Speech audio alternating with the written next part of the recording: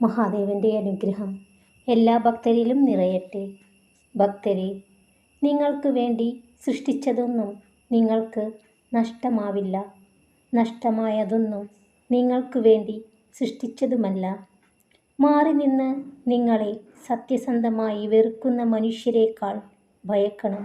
നിങ്ങളുടെ കൂടെ ചേർന്ന് നിന്ന് സ്നേഹം നടിക്കുന്ന മനുഷ്യരെ. ജീവിതത്തിൽ വിജയിക്കാൻ ആദ്യം വേണ്ടത് ദൈവവുമായിട്ടുള്ള ബന്ധമാണ്. പ്രാർത്ഥനയുടെ അളവ് കൂടും തോറും ജീവിതത്തിലെ അവസ്ഥകൾക്കും മാറ്റം സംഭവിക്കുന്നു. കഷ്ടപ്പെടുന്നവൻ പിന്നീട് സന്തോഷവാനാകും. എന്നാൽ കഷ്ടപ്പെടുത്തുന്നവൻ ഒരിക്കലും സന്തോഷവാനായിരിക്കില്ല.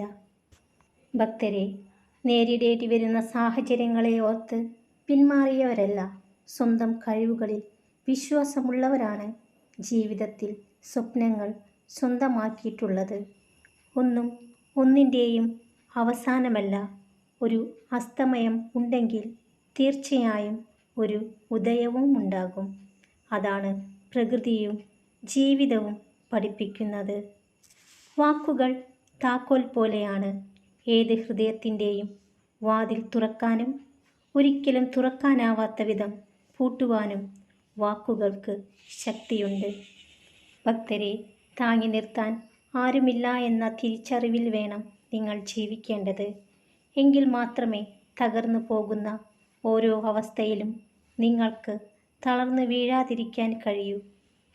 ഒരാളെ ചതിക്കുക എന്നത് ഒരു കടമാണ്. മറ്റൊരാളുടെ കയ്യിൽ നിന്ന് പലിശ സഹിതം തിരിച്ചു കിട്ടുന്ന കടം. അതിനാൽ ആരെയും ചതിക്കാതിരിക്കുക. നിങ്ങൾ ചെയ്യുന്നത് ശരിയാണ് എന്ന തോന്നൽ നിങ്ങൾക്ക് ഉള്ളതുവരെ നിങ്ങളെ പരാജയപ്പെടുത്താൻ ആർക്കും കഴിയില്ല. കുറഞ്ഞ പ്രതീക്ഷകളാണ് ഏറ്റവും നല്ലത്. അത് നിങ്ങൾക്ക് കൂടുതൽ സന്തോഷം നൽകും. ഭക്തരെ, മൗനത്തോളം ശക്തമായൊരു ഭാഷയില്ല. മൗനത്തോളം ശക്തമായൊരു ശിക്ഷയുമില്ല. അർത്ഥശൂന്യമായ വാക്കുകളേക്കാൾ എന്തുകൊണ്ടും നല്ലത് മൗനമാണ്. പ്രതിസന്ധികളെ മറികടക്കാൻ നിങ്ങൾക്ക് ചുറ്റും 1000 പേരുണ്ടെങ്കിലും സ്വന്തം മനസ്സിൻ്റെ ധൈര്യത്തിനേക്കാളും വേറൊന്നും പകരമാവില്ല.